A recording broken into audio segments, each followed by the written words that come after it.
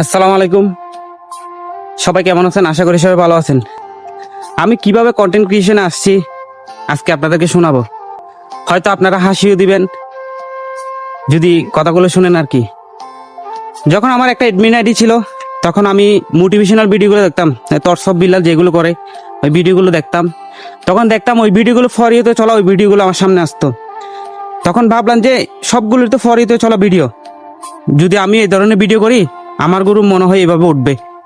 তো আমি এই চিন্তা ভাবনা করে ভিডিও করা শুরু করলাম। তো আমি ভাবতেছি যে কিছুদিন ভিডিও করলে মনে হয় ভিডিওগুলো ভাইরাল হয়ে যাবে, চিন্তা ভাবনা ছিল এটা। তো আমিও স্টার্ট করলাম, চালিয়ে দিলাম, ভিডিও করা শুরু করলাম। ভিডিও করতে করতে আজকে 8 মাস।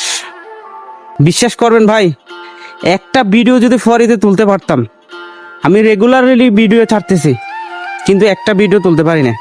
আমি এতটাই বোকা যে আমি মনে করছি কি ভিডিও ছাড়লে কি ফরিতে ওঠে, বুঝছেন? যারা এরকম ভাবতেছেন আমার মতন বোকা আছেন ভাই, এ ভুল করিয়েন না। ধন্যবাদ।